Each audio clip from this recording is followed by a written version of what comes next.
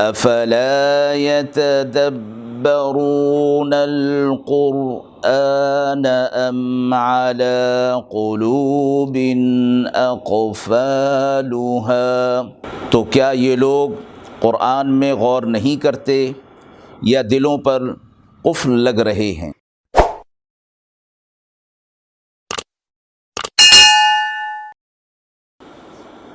بسم اللہ الرحمن الرحیم۔ ناظرین اکرام، السلام علیکم ورحمۃ اللہ وبرکاتہ۔ درس قرآن کا یہ سلسلہ آج انشاءاللہ سورۃ البقرہ آیت نمبر 153 سے شروع ہو رہا ہے۔ اعوذ باللہ من الشیطان الرجیم، بسم اللہ الرحمن الرحیم۔ یا ایہا الذین آمنوا استعینوا بالصبر والصلاة ان اللہ مع الصابرین۔ اے ایمان والو، مدد لو صبر اور نماز سے، بے شک اللہ صبر کرنے والوں کے ساتھ ہے۔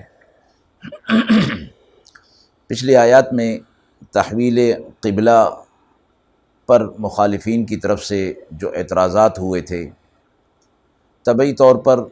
اسلام پر انہوں نے اعتراض کیے تھے، آپ صلی اللہ علیہ وسلم پر اور اہل ایمان پر، تو اس کے اثرات ہوئے، تو اہل ایمان کے دلوں سے ان اثرات کو دور کرنے کے لیے یہ آیت مبارکہ نازل ہوئی، اور خصوصیت کے ساتھ اہل ایمان کو اس میں خطاب فرمایا گیا کہ اے ایمان والو، صبر اور نماز سے مدد حاصل کرو۔ مفسرین نے فرمایا ہے کہ انسانی زندگی کے اندر ضروریات اور آفات اور مصائب اور تکالیف آتی رہتی ہیں، ان کو دور کرنے کے لیے اللہ کی طرف سے دو نسخے فرمائے گئے ہیں، ایک صبر اور دوسرا نماز۔ اور یہ آیت مبارکہ کے عموم کے اندر یہ بات داخل ہے کہ کسی خاص مصیبت، کسی خاص ضرورت کا ذکر نہیں فرمایا، بلکہ عام اس کو رکھا۔ اس سے مفسرین نے یہ بھی فرمایا کہ انسان ہر ضرورت میں اور ہر مشکل میں ان دونوں نسخوں سے کام لے سکتا ہے۔ سب سے پہلے صبر کی بات ہوئی کہ صبر کے اصلی معنی تو ہیں اپنے نفس کو قابو میں رکھنا، اور دوسرا معنی اس کا فرمایا گیا کہ حرام اور ناجائز چیزوں سے اس کو روکنا، اور تیسرا اطاعت اور فرما برداری میں اس کو لگانا۔ یہ تینوں چیزیں صبر کے مفہوم کے اندر داخل ہیں۔ اس کے ساتھ یہ فرمایا گیا کہ صبر، جو مصیبت اور پریشانی آئے اس پر صبر کرنا، نہ کرنا، بلکہ اس کو اللہ کی طرف سے ایک امتحان سمجھتے ہوئے اس پر صبر کر لینا، اس کا قرآن مجید میں اور احادیث میں اس کا بڑا ثواب اور اجر فرمایا گیا ہے۔ صابرین کا جو اجر فرمایا گیا کہ آخرت میں ان کو بلا حساب کتاب جنت میں داخل کیا جائے گا۔ انما یوفی الصابرون اجرہم بغیر حساب۔ اور اس میں صابرین سے مراد وہ تینوں قسم کے صبر کرنے والے، یعنی اپنے آپ کو اطاعت کی طرف لانے والے، اپنے نفس کو حرام اور ناجائز چیزوں سے روکنے والے، اور اطاعت اور عبادت کی طرف لگانے والے۔ دوسری چیز جو آیت مبارکہ میں فرمائی گئی ہے وہ ہے نماز، جو تمام انسانی ضروریات کو پورا کرنے اور تمام پریشانیوں کو دور کرنے کے لیے اکثیر کا درجہ رکھتی ہے۔ اور نماز دراصل صبر کی ایک عملی مثال بھی ہے کہ اس میں آدمی بہت ساری چیزوں سے اپنے آپ کو روک لیتا ہے، اپنے نفس کو روک لیتا ہے، ظاہری حالات کے اعتبار سے بھی، اپنے آپ کو گناہوں سے بھی، کھانے پینے سے، چلنے پھرنے سے، بہت ساری چیزوں سے اس نے روک لیا۔ تو نماز صبر کی ایک عملی مثال بھی ہے، اور نماز سے پریشانیاں دور ہوتی ہیں، مصائب دور ہوتے ہیں، مسائل حل ہوتے ہیں، بشرطے کہ نماز کو آداب کے ساتھ، خشوع اور خضوع کے ساتھ ادا کیا جائے۔ آج ہماری نمازیں جو غیر مؤثر نظر آتی ہیں، اس میں قصور نماز کا نہیں، اس میں قصور ہمارا اپنا ہے کہ ہم نماز کو آداب اور خشوع اور خضوع کے ساتھ ادا نہیں کرتے۔ رسول اللہ صلی اللہ علیہ وسلم کی عادت مبارکہ تھی کہ جب کوئی مہم پیش آتی تھی تو آپ صلی اللہ علیہ وسلم نماز کی طرف متوجہ ہو جاتے تھے، اور اس کی برکت سے اللہ رب العزت ان کام کو، اس مہم کو پورا فرما دیتے تھے۔ آیت مبارکہ کے آخری حصے میں فرمایا ان اللہ مع الصابرین، اللہ صبر کرنے والوں کے ساتھ ہے۔ تو چونکہ صبر اور نماز کی بات ہوئی تو آخری حصے کے اندر یہ فرما دیا گیا کہ اللہ کی معیت، اللہ کی مدد و نصرت صبر کرنے والوں کے ساتھ ہے۔ دوسری یہ بات اس کے اندر فرما دی گئی، یہ راز بتا دیا گیا کہ صبر اور نماز سے مسائل اور مصائب اور مشکلات کیسے دور ہو جاتی ہیں۔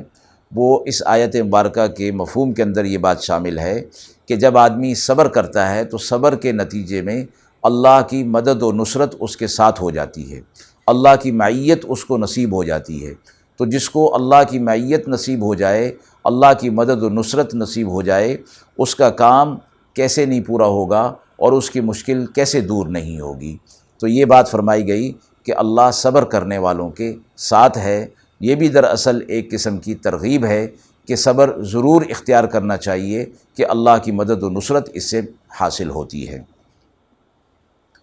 وَلَا تَقُولُوا لِمَن يُقْتَلُ فِي سَبِيلِ اللَّهِ أَمْوَاتٌ بَلْ أَحْيَاءٌ وَلَكِن لَّا تَشْعُرُونَ وَلَنَبْلُوَنَّكُم بِشَيْءٍ مِّنَ الْخَوْفِ وَالْجُوعِ وَنَقْصٍ مِّنَ الْأَمْوَالِ وَالْأَنفُسِ وَالثَّمَرَاتِ وَبَشِّرِ الصَّابِرِينَ الَّذِينَ إِذَا أَصَابَتْهُم مُّصِيبَةٌ قَالُوا إِنَّا لِلَّهِ وَإِنَّا إِلَيْهِ رَاجِعُونَ أُولَئِكَ عَلَيْهِمْ صَلَوَاتٌ مِّن رَّبِّهِمْ وَرَحْمَةٌ وَأُولَئِكَ هُمُ الْمُهْتَدُونَ۔ اور جو لوگ اللہ کی راہ میں مارے گئے ہیں ان کو مردہ مت کہو، وہ زندہ ہیں لیکن تم اس کا شعور نہیں رکھتے۔ اور ہم آزمائیں گے تم کو تھوڑے ڈر سے، بھوک سے اور نقصانوں سے، مال کے نقصانوں سے اور جانوں کے نقصان سے اور میووں کے نقصان سے۔ اور خوشخبری ہے صبر کرنے والوں کو کہ جب ان پر کوئی مصیبت آتی ہے تو وہ کہتے ہیں کہ ہم اللہ ہی کے لیے ہیں اور اسی کی طرف ہم لوٹائے جائیں گے۔ ایسے لوگوں پر اللہ کی عنایتیں ہیں اور مہربانی ہے، اور ایسے ہی لوگ اللہ کی طرف سے راہ ہدایت پر ہیں۔ آیت مبارکہ میں اللہ کی راہ میں شہید ہونے والے اور اپنی جان دینے والوں کو مردہ کہنے سے منع فرمایا جا رہا ہے۔ شہید کی جو اصطلاح ہے وہ اس معنی میں کہ اللہ کے کلمے کی سربلندی کے لیے، حق کی سربلندی کے لیے اپنی جان کو قربان کر دینا، یہ شہید کہلاتا ہے۔ اسلامی روایات کی روح سے ہر مرنے والے کو عذاب یا ثواب بہرحال محسوس ہوتا ہے، اس میں کافر اور مومن، صالح اور فاسق کی کوئی تفریق نہیں ہے۔ یہ حیات برزخی ہوتی ہے، لیکن اس حیات برزخی کے مختلف درجات ہیں۔ ایسا مقتول جو اللہ کی راہ میں قتل کر دیا جائے اس کو شہید کہا جاتا ہے۔ ظاہری اعتبار سے یہ کہنا کہ وہ مر گیا، وہ قتل ہو گیا، وہ فوت ہو گیا، ظاہری حالات کے اعتبار سے کہنا ٹھیک ہے، لیکن فرمایا کہ جو دوسرے لوگ مر جاتے ہیں، فوت ہو جاتے ہیں، ان میں اور ان کی موت میں اور برزخی حالت کے اندر فرق ہوتا ہے۔ اور اسی چیز کی ممانعت اس آیت مبارکہ کے اندر کی جا رہی ہے کہ ان کو تم مردہ مت کہو، یعنی عام لوگوں جس طرح مر جاتے ہیں، وفات پا جاتے ہیں، تم انہیں جو اللہ کی راہ میں اللہ کے کلمے کی سربلندی کے لیے مر گئے، ظاہری اعتبار سے تو وہ مقتول ہو گئے، مر گئے، وفات پا گئے، لیکن ان کو مردہ تم نہ کہو، ان کو اللہ کی طرف سے برزخی زندگی عطا کی گئی ہے، لیکن اس برزخی زندگی کا تمہیں شعور نہیں ہو سکتا، لہذا اللہ کی طرف سے یہ ممانعت آ گئی کہ وہ مرے نہیں ہیں، برزخی زندگی ان کو مل گئی ہے، لیکن اس برزخی زندگی کا تمہیں شعور نہیں ہو سکتا۔ حدیث مبارکہ میں آتا ہے کہ اس کا جسم باوجود اس کے کہ گوشت پوش کا ہوتا ہے، لیکن وہ خاک سے، زمین سے متاثر نہیں ہوتا، اور وہ گلتا سڑتا نہیں ہے، اور مثل جسم زندہ کے صحیح سالم رہتا ہے۔ یہ برزخی زندگی اللہ کی طرف سے ان کو ایک انعام کے طور پر ہوتی ہے۔ اسی طرح یہ بھی فرمایا گیا کہ ہم تمہیں دنیا کے اندر تمہارے نقصان سے، جانوں مالوں کے نقصان سے، کاروبار سے اور زراعت میں نقصان سے تمہارا امتحان ہوگا، اور فرمایا جیسے پچھلی آیت کے اندر صبر کرنے والوں کا ذکر تھا، ان اللہ مع الصابرین کا، تو اس آیت مبارکہ میں بھی اسی بات کو مزید دوہرا دیا گیا ہے کہ جب یہ نقصانات ہوں گے اور یہ پریشانی اس کی وجہ سے آئے گی، تو جو ان نقصانات پر صبر کر لیں گے، ظاہر ہے کہ یہ بھی انسانی زندگی کے حالات ہیں کہ اس طرح کے نقصان آنا، تو ان حالات میں اللہ کی طرف سے ایک تعلیم دی جا رہی ہے کہ ان حالات میں کیا کرنا ہے۔ یہ بھی مشکلات ہیں انسان کی، مصائب ہیں، تو ان مصائب اور پریشانیوں میں کیا کرنا چاہیے؟ فرمایا کہ جو ان پر صبر کر لے گا تو اس کے لیے بشارت ہے، وَبَشِّرِ الصَّابِرِينَ، صابرین کے لیے اس میں بشارت ہے۔ اب صابرین کون ہیں؟ وہ آگے اگلی آیت کے اندر فرما دیا گیا کہ صابرین وہ ہیں کہ جب ان پر اللہ کی طرف سے کوئی مصیبت آتی ہے، کوئی پریشانی آتی ہے، تو وہ صبر بھی کرتے ہیں، اور وہ کہتے کیا ہیں؟ وہ زبان سے بھی یہ کہتے ہیں، دل میں بھی یہ سمجھتے ہیں کہ ہم اللہ کے لیے ہیں اور ہمیں اللہ ہی کی طرف لوٹ کر جانا ہے۔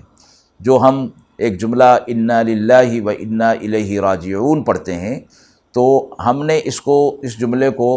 صرف جو فوت ہونے والے ہیں ان کے لیے مقرر کیا ہوا ہے، جبکہ ہر مصیبت اور پریشانی پر اس کو پڑھنا چاہیے، اور حدیث مبارکہ کے مفہوم میں یہ بات داخل ہے کہ جب کوئی پریشانی آئے تو انا للہ و انا الیہ راجعون پڑھنا چاہیے، اور اس کی دلیل اسی آیت سے لی جاتی ہے۔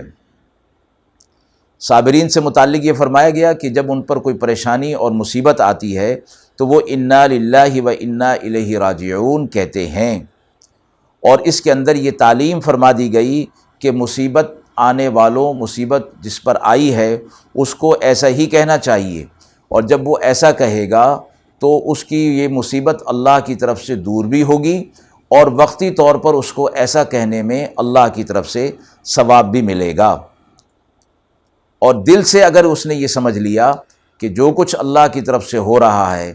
وہ اللہ ہی کی طرف سے ہے اور مجھے اس پر صبر کرنے کا حکم ہے، تو اس پر اجر اور ثواب کے ساتھ ساتھ غم اور رنج کی کیفیات جو دل کے اوپر اثر کرنے والی ہیں وہ بھی ختم ہو جاتی ہیں، اور اللہ دل کے اندر اطمینان جو ہے وہ ڈال دیتا ہے۔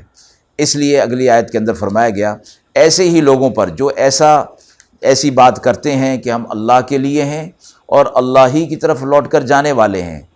اگلی آیت میں فرمایا ایسے ہی لوگوں پر اللہ کی عنایتیں ہوتی ہیں، اللہ ان کے قلب پر اطمینان جو ہے وہ ڈال دیتا ہے، اور ان کے دلوں سے جو پریشانی اور مصیبتیں ہیں وہ دور کر دیتا ہے۔ من ربہم ورحمہ، عنایتیں بھی ہیں اور رحمت بھی ہے ان کے رب کی طرف سے، اور ایسے ہی لوگ ہدایت پر ہیں کہ ان حالات میں جو ہدایت دی جا رہی ہے اور تعلیم دی جا رہی ہے اس پر پورا عمل کر رہے ہیں، تو اللہ کی طرف سے یہ لوگ ہدایت پر ہیں۔ ان الصفا والمروة من شعائر اللہ فمن حج البيت او اعتمر فلا جناح عليه ان يطوف بهما ومن تطوع خيرا فإن الله شاكر عليم۔ بے شک صفا اور مروہ اللہ کی نشانیوں میں سے ہے، سو کوئی جو حج کرے بیت اللہ کا یا عمرہ کرے تو اس پر کچھ گناہ نہیں کہ وہ طواف کرے ان دونوں کا، اور جو کوئی اپنی نیکی خوشی سے کچھ نیکی کرے گا تو اللہ اس نیکی کا قدردان ہے اور سب کچھ جاننے والا، علم رکھنے والا ہے۔ صفا اور مروہ دو پہاڑیوں کے نام ہیں، اور ان کو اس آیت مبارکہ میں شعائر اللہ کہا گیا، یعنی اللہ کی نشانیاں، وہ چیزیں جو عبادت کی علامت کے طور پر ہیں ان کو شعائر اللہ کہا جاتا ہے۔ مسجد بھی شعائر اللہ ہے کہ وہ ایک عمارت ہوتی ہے لیکن خاص انداز کی ہوتی ہے، مینار ہیں، محراب ہے، منبر ہے، یہ سب شعائر اللہ میں داخل ہیں۔ اس آیت مبارکہ میں صفا اور مروہ کو شعائر اللہ کہا گیا، اور وہ اعمال مراد ہیں جو یہاں پر کیے جاتے ہیں، ان کو بھی شعائر اللہ کہتے ہیں کہ دین کی وہ علامت اور نشانی کے طور پر ہوتے ہیں۔ حج کے لفظی معنی قصد کرنا، اور اصطلاح میں خانہ کعبہ کا ارادہ کر کے وہاں جانا اور وہاں کے افعال، مخصوص افعال کو انجام دینا۔ عمرہ کے لفظی معنی زیارت کے ہوتے ہیں، اور اصطلاح شرع میں مسجد حرام کی حاضری اور طواف اور سعی کو عمرہ کہا جاتا ہے۔ اور یہ سعی جو صفا اور مروہ کے درمیان کی جاتی ہے، امام احمد بن حنبل کے نزدیک یہ مستحب ہے، اور امام مالک اور امام شافعی کے نزدیک یہ فرض ہے۔ امام ابو حنیفہ رحمہ اللہ کے نزدیک واجب ہے کہ اگر اس کو ترک کر دیا گیا تو دم دینا پڑے گا۔ ان الذين يكتمون ما انزلنا من البينات والهدى من بعد ما بيناه للناس في الكتاب اولئك يلعنهم الله ويلعنهم اللاعنون إلا الذين تابوا وأصلحوا وبينوا فأولئك أتوب عليهم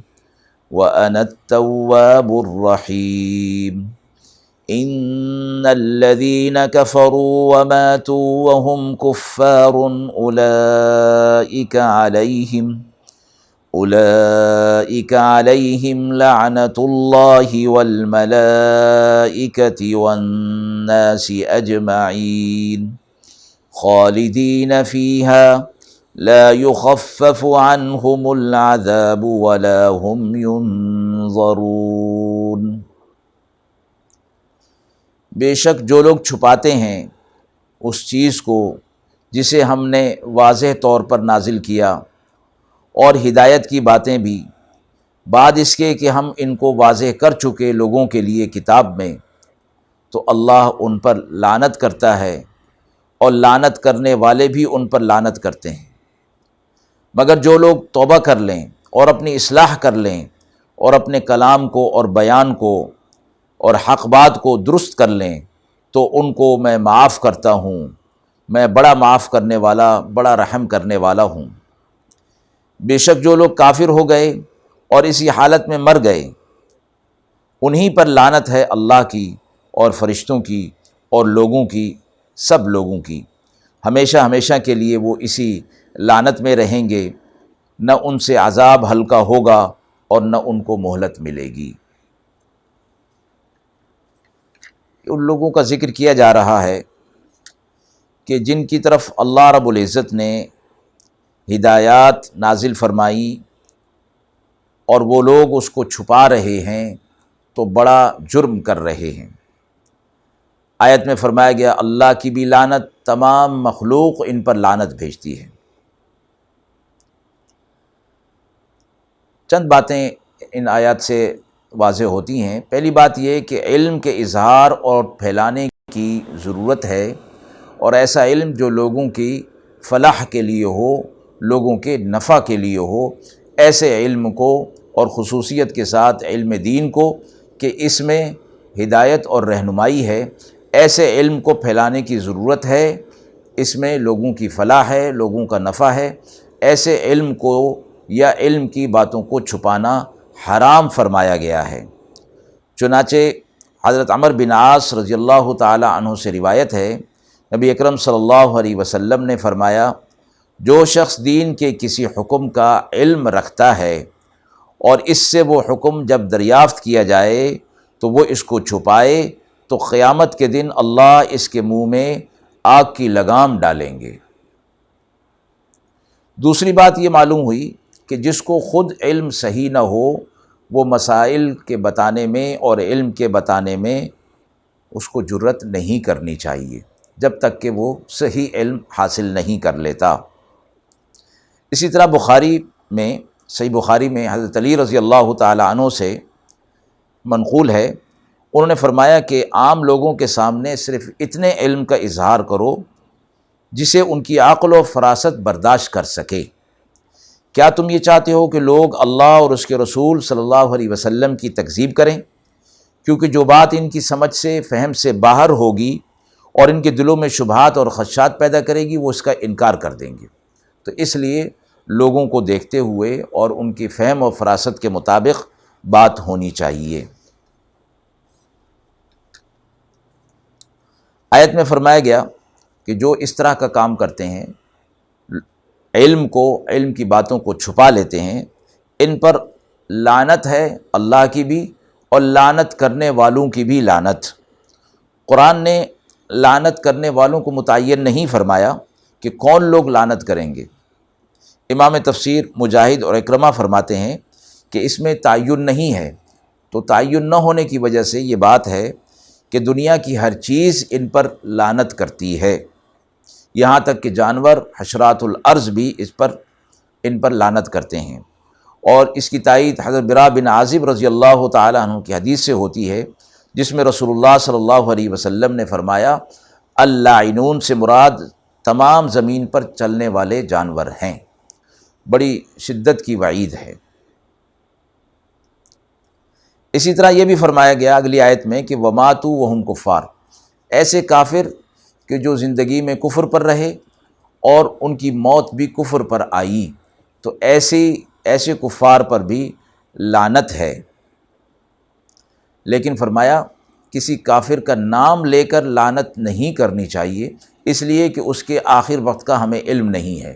کہ وہ اس کی موت بھی کفر پر ہوگی یا نہیں۔ البتہ بغیر کافر کے نام لیے عام حالات میں کافروں، ظالموں تعین کیے بغیر ان پر لعنت کرنا درست ہے۔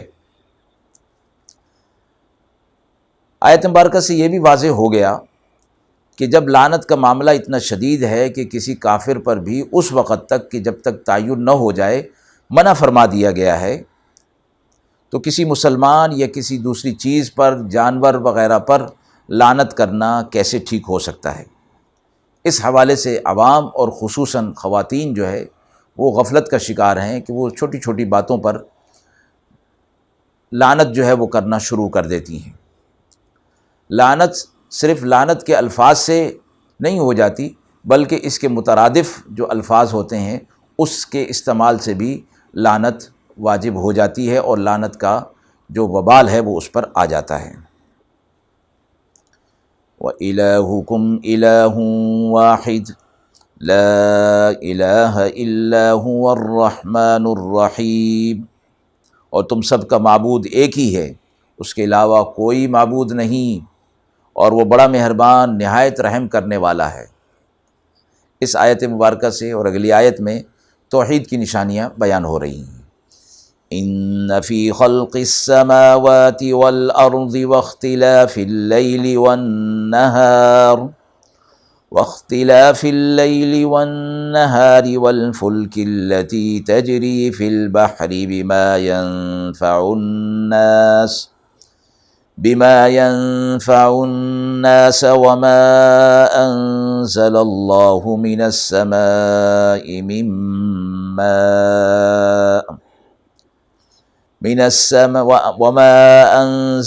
السماء من ماء فأحيا به الأرض بعد موتها وبث فيها من كل دابة وتصريف الرياح والسحاب المسخر بين السماء والأرض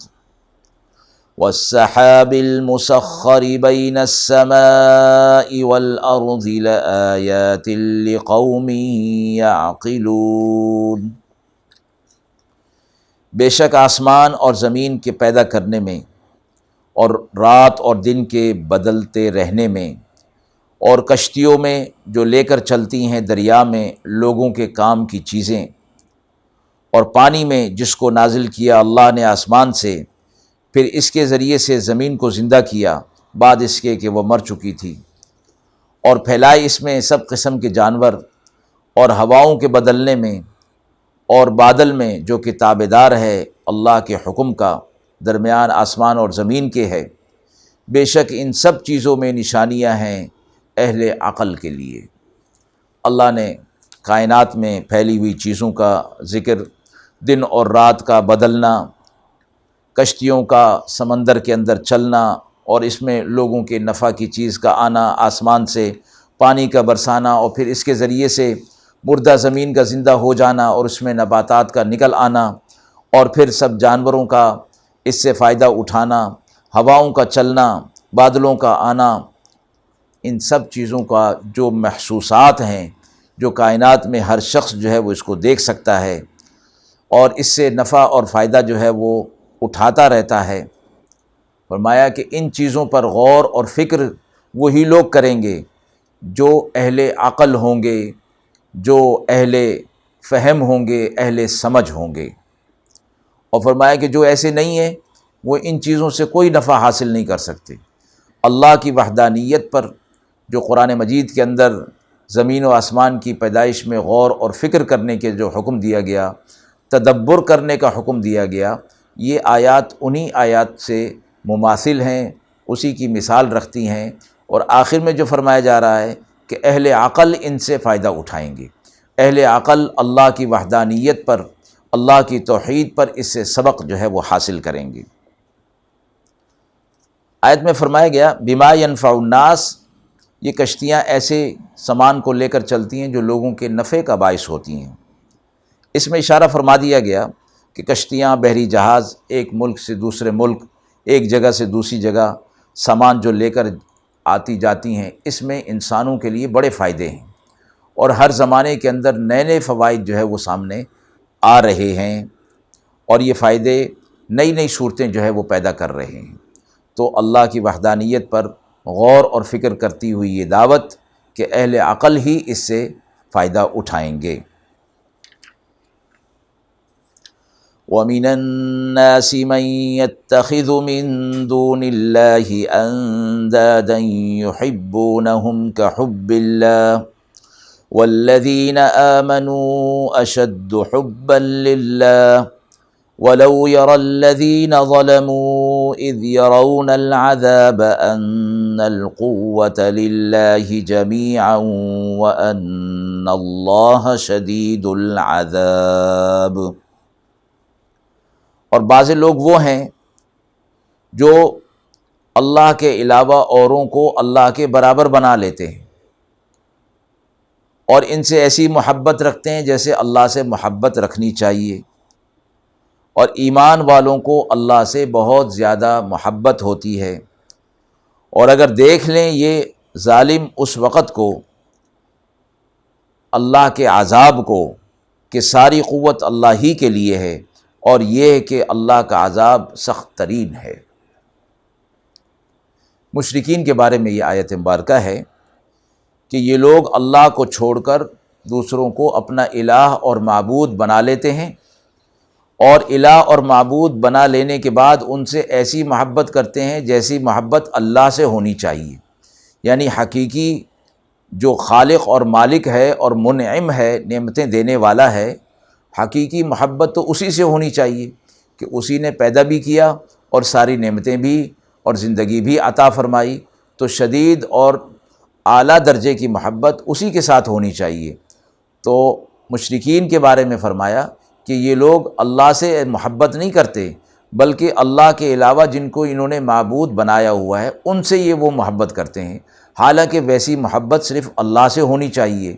تو فرمایا کہ ویسی محبت اللہ سے جو ہونی چاہیے وہ کون کرتے ہیں؟ وہ اہل ایمان کرتے ہیں، والذین آمنوا اشد حبا للہ۔ اسی سے فقہاء مفسرین یہ فرماتے ہیں کہ اللہ کی محبت شدید ترین ہونی چاہیے، اور یہ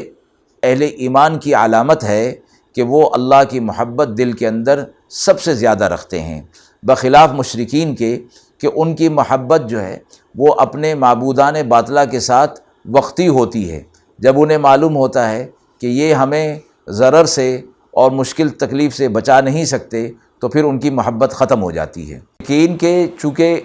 معبودان باطلہ بہت سارے ہوتے ہیں، اس لیے وہ سب کی محبت کے اندر مبتلا ہوتے ہیں،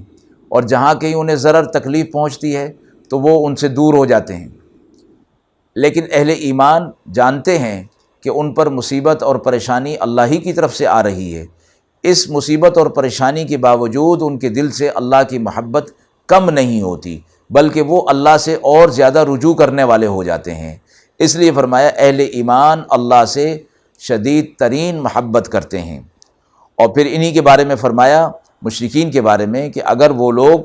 آخرت کا عذاب یہاں دیکھ لیں کہ وہ کتنا شدید اور سخت ہے اور اللہ کی پکڑ کتنی شدید ہے، تو انہیں معلوم ہو جائے گا کہ ساری قوت اللہ کے لیے ہے، تو پھر وہ شرک نہیں کریں گے، شرک سے باز آ جائیں گے۔ لیکن وہ لوگ اس طرف آ نہیں رہے اور شرک کے اندر مبتلا ہیں۔ اذ تبرأ الذین اتبعوا من الذین اتبعوا ورأوا العذاب وتقطعت بهم الأسباب وقال الذين اتبعوا لو أن لنا كرة فنتبرأ منهم كما تبرؤوا منا كذلك يريهم الله أعمالهم حسرات عليهم وما هم بخارجين من النار۔ قیامت کے دن یہ لوگ جو اللہ کو چھوڑ کر دوسروں کو پکارتے ہیں بیزار ہو جائیں گے جن کی وہ پیروی کرتے تھے ان سے، اور دیکھیں گے عذاب کو تو ان کے آپس کے تعلقات منقطع ہو جائیں گے، اور کہیں گے اپنے پیروکاروں کو کہ اچھا ہوتا جو ہم کو دنیا کی طرف لوٹ جانا مل جاتا، تو پھر ہم بھی ان سے بیزار ہو جاتے جیسے یہ آج ہم سے بیزار ہیں۔ اسی طرح اللہ انہیں دکھائے گا ان کے کام حسرت دلانے کے لیے، اور وہ ہرگز آگ سے باہر نہیں نکالے جائیں گے۔ مشرکین ہی کی بات ہو رہی ہے کہ دنیا کے اندر یہ لوگ اپنے سرداروں امراء کے پیچھے جو ہے وہ چلتے رہتے تھے۔ قیامت کے دن مشرکین کے سردار، ان کے امراء اپنی عوام سے